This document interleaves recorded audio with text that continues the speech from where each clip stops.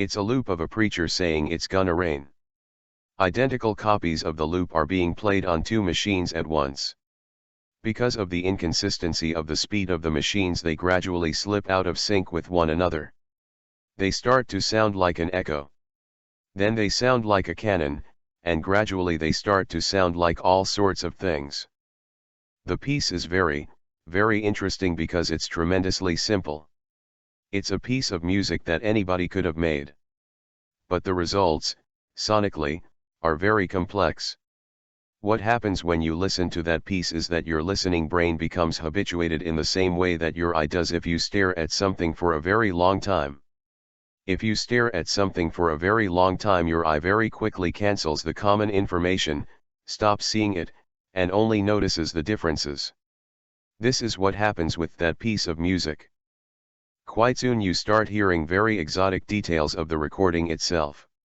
For instance, you are aware after several minutes that there are thousands of trumpets in there. This is without drugs.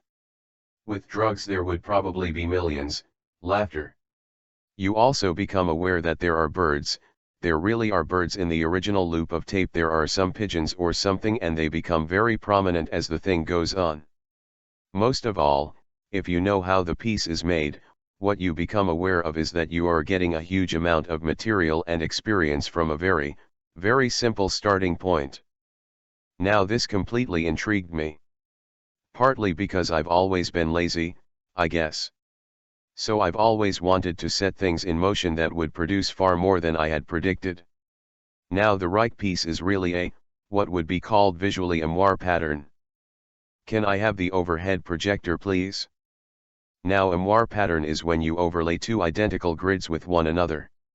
Here's one, here's the other. Now when I overlay them, see what happens, you get a very complicated interaction. You get something that actually you wouldn't have predicted from these two original identical sheets of paper. This is actually a very good analog of the Steve Reich piece in action. Something happens because of one's perception rather than because of anything physically happening to these two sheets of plastic, which produce an effect that you simply couldn't have expected or predicted. I was so impressed by this as a way of composing that I made many, many pieces of music using more complex variations of that. In fact, all of the stuff that is called ambient music, all the stuff I released called ambient music, laughter, not the stuff those other 2.5 million people released called ambient music, all of my ambient music, I should say, really was based on that kind of principle, on the idea that it's possible to think of a system or a set of rules which once set in motion will create music for you. Now the wonderful thing about that is that it starts to create music that you've never heard before. This is an important point, I think. If you move away from the idea of the composer as someone who creates a complete image and then steps back from it, there's a different way of composing. It's putting in motion something and letting it make the thing for you. One of the first pieces I did like that is called Music for Airports. Applause, thank you very much. Shows graphic of music for airports. This is in fact a picture of the alien fleet that abducted me last time I was in San Francisco, laughter, and that's the mothership just there. It was an awful experience because they stole all my hair, laughter. In fact, this really a diagram of music for airports. Music for airports, at least one of the pieces on there, is structurally very, very simple. There are sung notes, sung by 3 women and myself. One of the notes repeats every 23.5 seconds. It is in fact a long loop running around a series of tubular aluminum chairs in Connie Plank's studio. The next lowest loop repeats every 25 7/8 seconds or something like that. The third one every 29 15/16 seconds or something. What I mean is they all repeat in cycles that are called incommensurable. They are not likely to come back into sync again. So this is the piece moving along in time. Your experience of the piece, of course, is a moment in time, there. So as the piece progresses, what you hear are the various clusterings and configurations of these 6 basic elements. The basic elements in that particular piece never change. They stay the same. But the piece does appear to have quite a lot of variety. In fact, it's about 8 minutes long on that record, but I did have a 30-minute version which I would bore friends who would listen to it. The thing about pieces like this, of course, is that they are actually of almost infinite length if the numbers involved are complex enough. They simply don't ever reconfigure in the same way again. This is music for free in a sense. The considerations that are important, then, become questions of how the system works, and most important of all, what you feed into the system.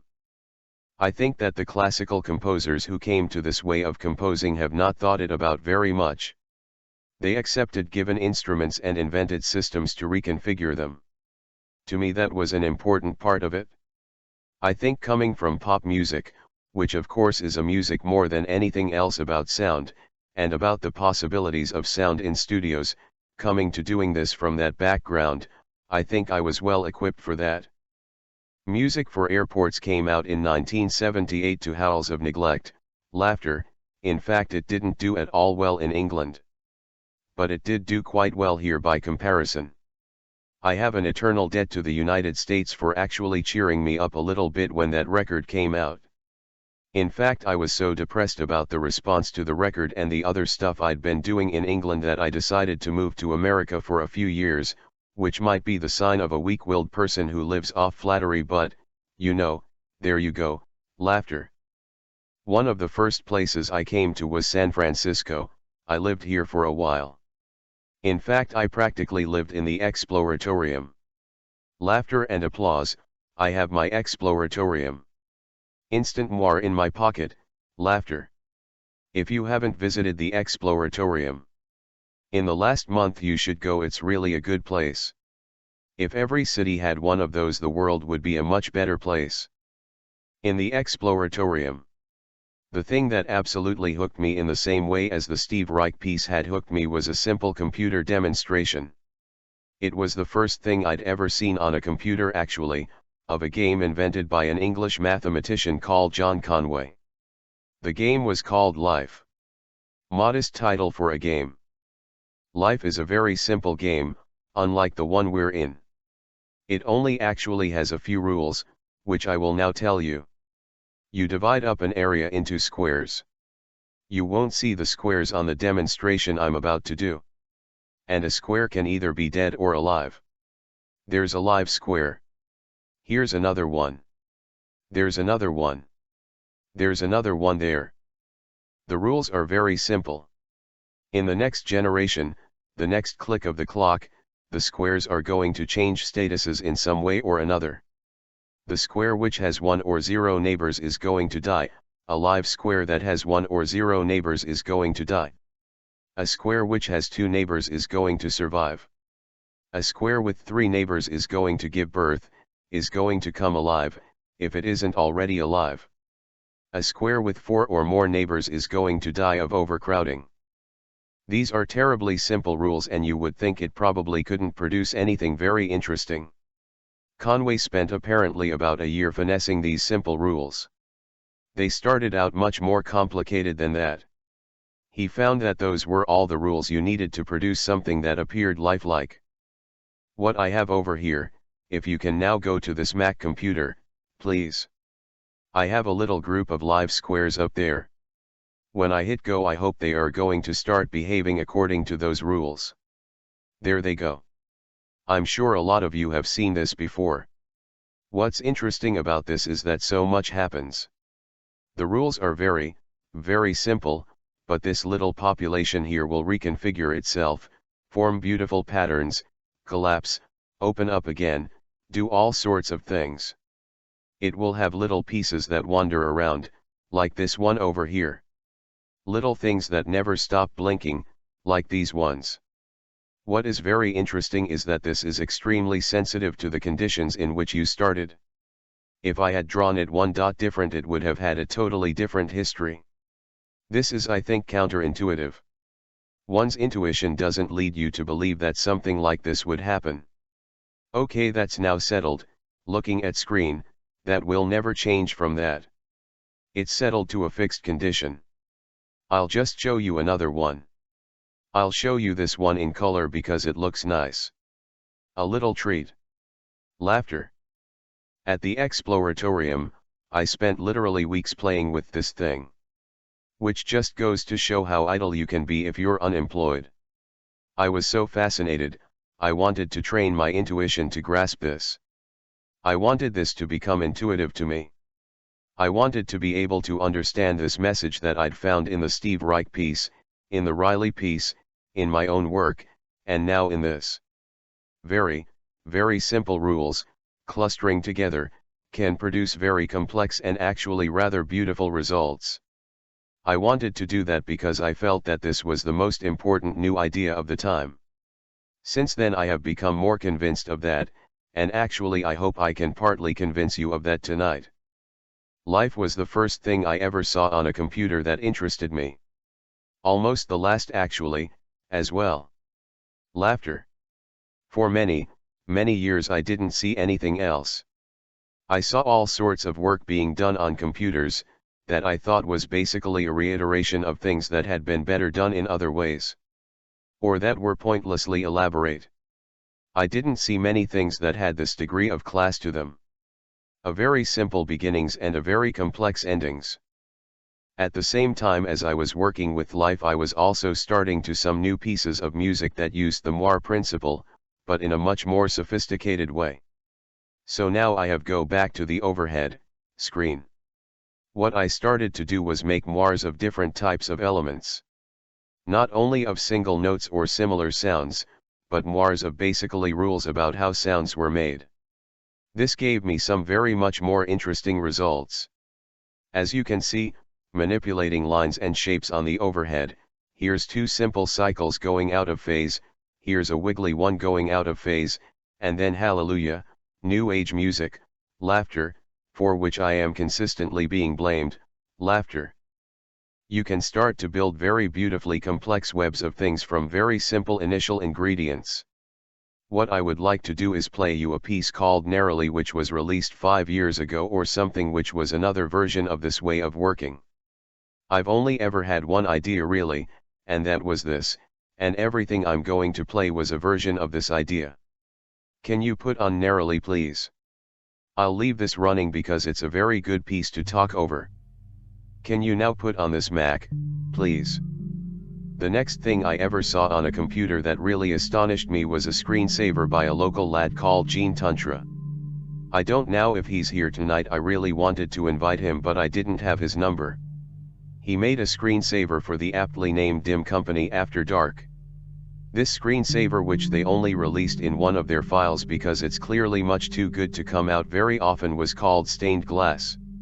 Stained Glass, unlike almost all other screensavers, looks at its own history.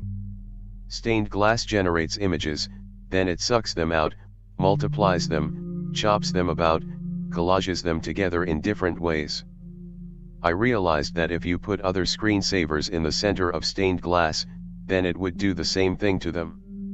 What you have is a visual generative piece. I've got 3 versions of Stained Glass. There's one along the top there, pointing to overhead screen, this square is another. And then this oblong is a third. At the center of these two is a different screensaver called Doodles. Now someone in a London magazine, when I said I'd spent a long time looking at screensavers, described this as rather sad, laughter, with that infallible cynicism that we English are so good at. But the reason I was looking at them so closely was because again they picked up that thread of something that uses a tiny amount of information, a minute amount of your computer's processing power, and produces something that for me is 30 times as beautiful as anything I've seen off a huge clunky CD-ROM. I quickly realized that for me this was the future for computers. Computers seen not as ways of crunching huge quantities of data or storing enormous ready-made forests of material, but computers are the way of growing little seeds. This piece here, this stained glass, is a very small seed. In fact I think it's something like 25K, now for those of you who know what a K is will know that 25 of them isn't very many, laughter. This is the kind of precise scientific language you can expect this evening, laughter. Just to give you an impression, a CD-ROM is, oh, very much bigger than that, laughter. I've never actually worked this out. Something like 30,000 times more information on a CD-ROM, I suppose, than is needed to make this work. I think this is about 30,000 times as interesting actually. Partly because it never repeats itself. This thing will go on generating like this, and it will stay pretty much the same, but it will never be identical. This suits me fine.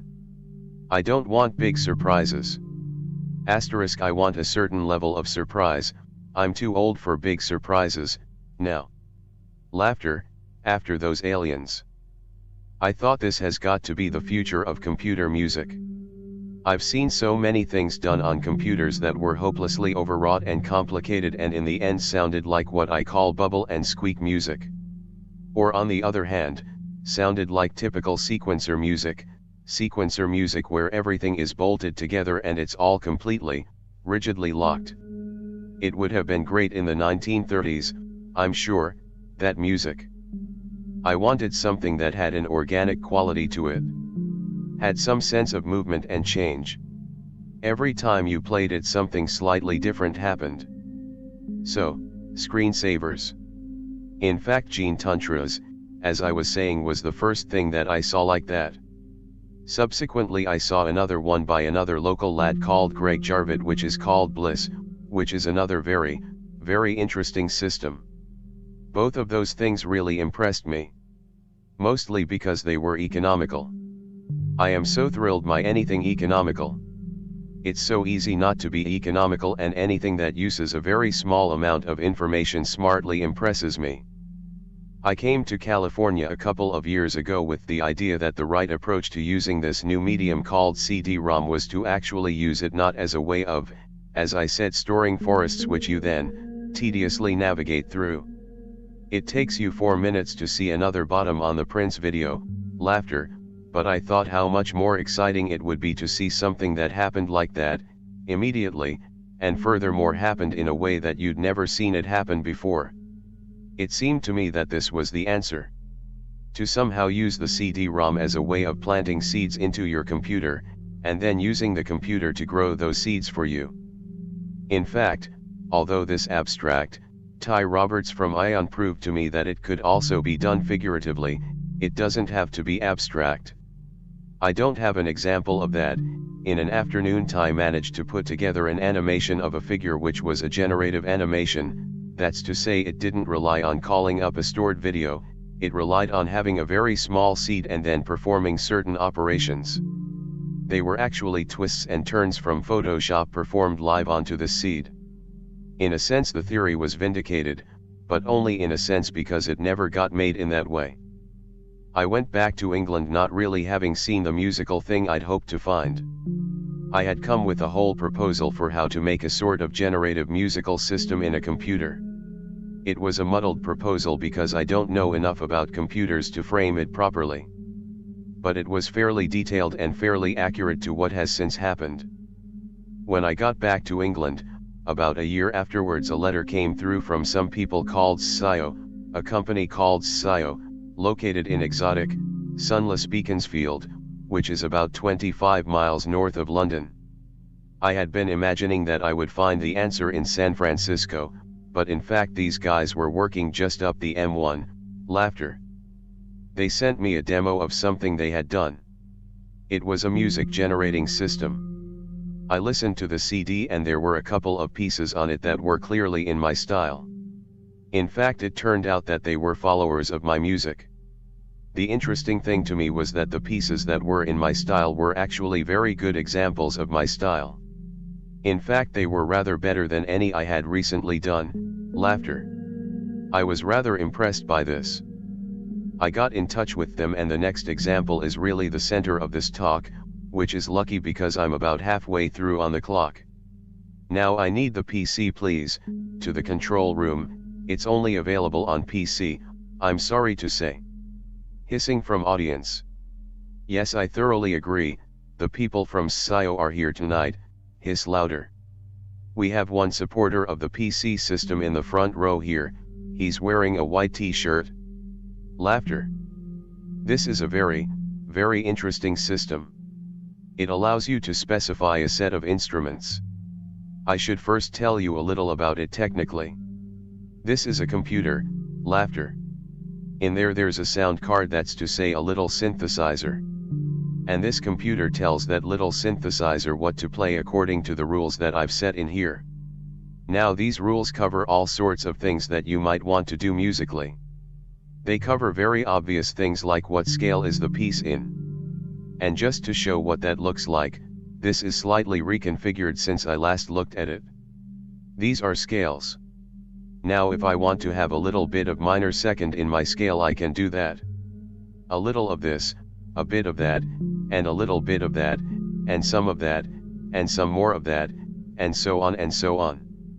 I show you that to indicate that all of the rules are probabilistic, that is to say they are rules that define a kind of envelope of possibilities. The machine is going to improvise within a set of rules, which is to say there's a greater chance that it's going to play a fifth, than a flat fifth for example. And so on and so on. There are rules concerning harmony, that is to say, and a second harmony, play a flat fifth harmony. There are rules concerning how it would move from note to note. Will it move in big steps, or small steps? And in fact in this piece here I have some of the instruments are going to move by big steps, and some by quite small steps. There are 150 of these kinds of rules. They govern major considerations like the basic quality of the piece to quite minor ones like exactly how the note wobbles. I'll play you a bit. Is this thing up? He cried to the empty void, laughter. This piece of music, which is quite unpredictable and sometimes has quite large gaps in it, as it has chosen to do right now, it's embarrassing. This music is making itself now. It is not a recording, and I have never heard it play exactly this before.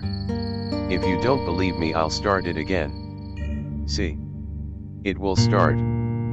This piece, I guess I've listened to for a couple of 100 hours or so. I often have it running in my studio, while I'm making records. It's a very satisfying piece of music.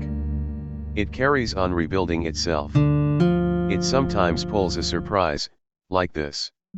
There's one very exotic harmony that can only occur under particular conditions, and occasionally it pulls it out. What interesting to me is that again it's very economical. You can use the computer in many other ways while you're doing this. If you want to use it as a word processor, it'll carry on making the music in the background. I'll play you a part of another piece just to show you that it can do other things. They are so unpredictable, it's very difficult just to play to people because you can switch it on and say listen to this, and nothing happens. Having started working with this system, I am so thrilled by it. I think there are other generative music systems, but I happen to understand this one and I know it's a good one. I'm so thrilled by it that it is very difficult for me to listen to records anymore. Putting on a record and knowing I'm going to hear the same thing I did last time has actually become a little bit irksome. It feels quite Victorian to do that, laughter. I think this has really moved up into a new phase of music. You know, up until about 100 years ago people never heard the same music twice. Of course it was always different. When recording appeared, suddenly you had the wonderful luxury of being able to play music wherever you wanted to, and control it in various ways. But of course it was always the same thing. And now you have this thing which is kind of a new hybrid where you can play the music wherever you want just like a record, but it won't be the same thing each time. This is actually very thrilling, I think. Now whether you like the music or not is another issue. This just happens to be the music I make. It doesn't have to sound like this, just to console you, laughter. It's very good for making techno and all that sort of thing as well. I was informed on the radio the other day that I was the father of industrial music, which is not something I've been accused of before, laughter. I started thinking about the differences between generative and what I would call classical or symphonic music. I have not really decided on a name for the rest of it. And these are the differences. It's not either or. Music can be anywhere along a line between these two. Classical music, like classical architecture, like many other classical forms, specifies an entity in advance and then builds it. Generative music doesn't do that, it specifies a set of rules and then lets them make the thing. In the words of Kevin Kelly's great book, generative music is out of control, classical music is under control. Now, out of control means you don't know quite what it's apt to do. It has its own life. Generative music is unpredictable, classical music is predicted. Generative unrepeatable, classical repeatable. Generative music is unfinished, that's to say, when you use generative you implicitly don't know what the end of this is. This is an idea from architects also, from a book called How Buildings Learn, the move of architecture away from the job of making finished monumental entities toward the job of making things that would then be finished by the users, constantly refinished in fact by the users. This is a more humble and much more interesting job for the architect. Generative music is sensitive to circumstances, that is to say it will react differently depending on its initial condition, on where it's happening and so on. Where classical music seeks to subdue them. By that I mean classical music seeks a neutral battleground, the flat field. It won't be comfortable with a fixed reverberation, not too many emergencies, and people who don't cough during the music basically. Generative forms in general are multi-centered. There's not a single chain of command which runs from the top of the pyramid to the rank and file below. There are many web-like modes which become more or less active. You might notice the resemblance here to the difference between broadcasting and the internet, for example. You never know who made it. With this generative music that I played you, am I the composer? Are you, if you buy the system, the composer? Is Jim Coles, and his brother who wrote the software, the composer? Who actually composes music like this? Can you describe it as composition exactly when you don't know what it's going to be?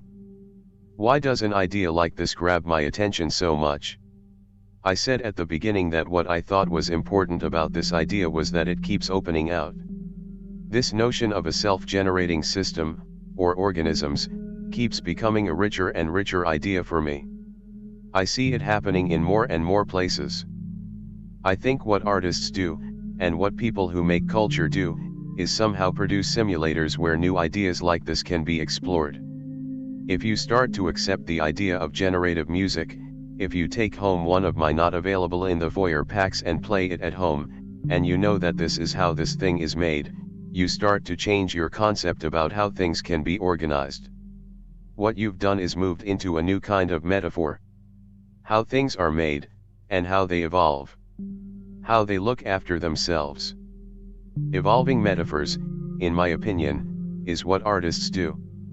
They produce work that gives you the chance to experience in a safe environment, because nothing really happens to you when you're looking at artwork. They give you the chance to experience what might be quite dangerous and radical new ideas.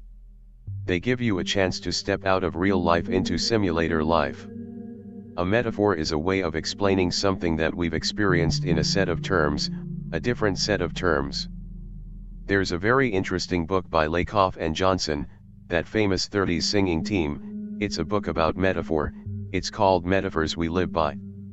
They give a very clear example of the effect of metaphor.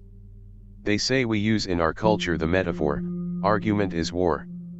All of our language about argument, she defeated him, he attacked her position, so on and so on, they are all arguments that relate to fighting.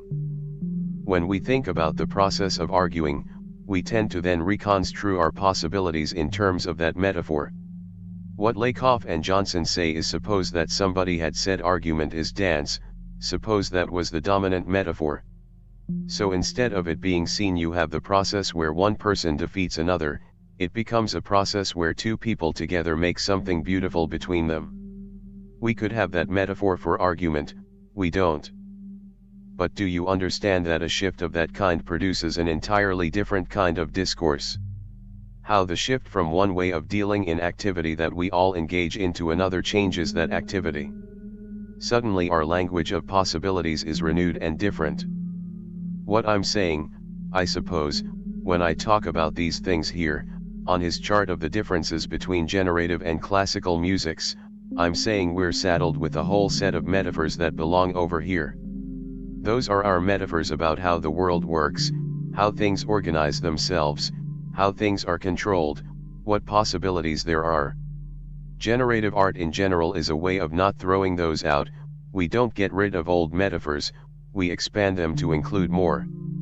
These things still have value, but we want to include these things as well. My feeling about artists is that we are metaphor explorers of some kind. An object of culture does all of the following: it innovates, it recycles, it clearly and explicitly rejects, and it ignores. Any artist's work that is doing all those four things and is doing all those four things through the metaphors that dominate our thinking.